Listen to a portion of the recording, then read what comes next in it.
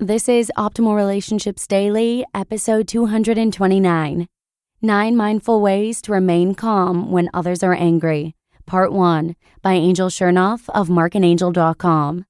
Hey, and happy Thursday. I'm Joss Marie, back with another episode to try and help you optimize your relationships. Here on the show, we hand-select relationship articles, and with permission from the authors, I narrate them every weekday to you just like an audiobook. Today, I have the first part of a 2-part post from Chernoff that offers tips for remaining calm in the midst of others' anger. So with that, I'm going to keep this intro nice and short for you today and get right to optimizing your life. 9 Mindful Ways to Remain Calm When Others Are Angry, Part 1, by Chernoff of Marc, and&nbsp. Quote, "When someone upsets us, this is often because they aren't behaving according to our fantasy of how they should behave. The frustration then stems not from their behavior, but from how their behavior differs from our fantasy. Let's not get carried away. Calmness is a superpower." End quote. Over the past decade, there's a way of being I've gradually been cultivating in myself. I've been taming my tendency to get angry and argue with people when their behavior doesn't match my expectations. As human beings, we all have an idea in our heads about how things are supposed to be, and sadly, this is what often messes our relationships up the most. We all get frustrated when things don't play out the way we expect them to, and people don't behave like they're supposed to. We expect our spouses and children to act a certain way, our friends to be kind and agreeable, strangers to be less difficult, and so on and so forth. And when reality hits us and everyone seems to be doing the opposite of what we want them to do, we overreact. Anger, frustration, stress, arguments, tears, and so on. So what can we do about this? Breathe. You can't control how other people behave. You can't control everything that happens to you. What you can control is how you respond to it all. In your response is your power. When you feel like your lid is about to blow, take a long, deep breath. Deep breathing releases tension, calms down our fight or flight reactions, and allows us to quiet our anxious nerves so we choose more considerate and constructive responses no matter the situation. So for example, do your best to inhale and exhale next time another driver cuts you off in traffic. In a recent poll we hosted with 1,200 new course students, overreacting while fighting traffic was the most commonly cited reason for overreacting on a daily basis. Just imagine if all the drivers on the road took deep breaths before making nasty hand gestures or screaming obscenities at others. There's no doubt that it can drive us crazy when we don't get what we expect from people, especially when they are being rude and difficult. But trying to change the unchangeable, wanting others to be exactly the way we want them to be, just doesn't work. The alternative, though, is unthinkable to most of us: to breathe, to let go, to lead by example, and to accept people even when they irritate us. Here's the way of being that I've been cultivating and advocating. Number 1, to breathe deeply and often.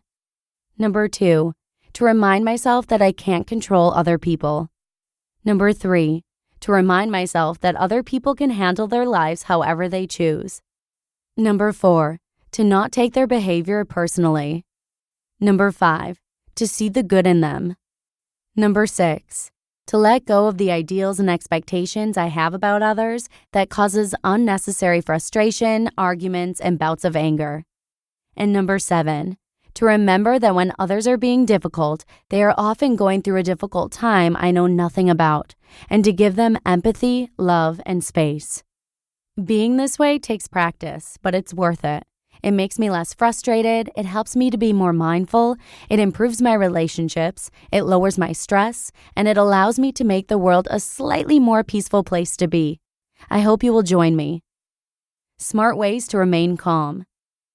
If you're ready to feel more peace and less inner angst, here are some ways I've learned to remain calm and centered, even when those around me can't seem to contain themselves. These principles reinforce the former bullet points, and when you consistently practice these principles, the world within you and around you becomes a lot easier to cope with. Let's practice together. Number 1, get comfortable with pausing. Don't imagine the worst when you encounter a little drama. When someone is acting irrationally, don't join them by rushing to make a negative judgment call. Instead, pause, take a deep breath. Sometimes good people behave poorly under stress, don't you? When you pause, it gives you space to collect your thoughts, and it also allows the other person the space to take a deep breath with you. In most cases, the extra time and space is all we need. Number 2, respect people's differences. Learn to respect the opinions of others. Just because someone does it differently doesn't make it wrong. There are many roads to what's right in this world. Everyone is entitled to their own opinion. So choose your battles wisely, and just agree to disagree sometimes. It is absolutely possible to connect with and even appreciate the company of someone you don't completely agree with. When you make a commitment to remain neutral on matters that don't matter that much, or speak respectfully about your disagreements, both parties can remain calm and move forward pleasantly. Number 3, be compassionate. In the busyness of today's world, people tend to be worried, fearful, hurting, and distracted about everything. The word compassion means to suffer with. When you can put yourself in the other person's shoes, you give them the space to regroup without putting any extra pressure on them. Remember, we never know what's really going on in someone's life. When you interact with others in stressful environments, set an intention to be supportive by leaving the expectations, judgments, and demands at the door. Number 4, hear that in tomorrow's episode. You just listened to part 1 of the post titled 9 Mindful Ways to Remain Calm When Others Are Angry by Chernoff of Marc, and&nbsp. I don't know about you, but I'm someone who tends to soak up the emotions of those around me, so I'm definitely going to try and memorize these tips for future use. Hopefully you'll find them useful as well. And if you'd like to hear the rest of the tips, I'll actually be covering them in tomorrow's episode. So I look forward to seeing you again then, where your optimal life awaits. Hello, Life Optimizer. This is Justin Malik, creator and producer of this podcast, but also Optimal Living Daily, the show where I read to you from even more blogs covering finance, productivity, minimalism, personal development, and more from incredible bloggers like Derek Sivers, Zen Habits, Marc and Angel, The Minimalists, and all the ones you hear on this show too. So if you enjoyed today's episode and like taking amazing blogs on the go, come on over to Optimal Living Daily and subscribe to that one too.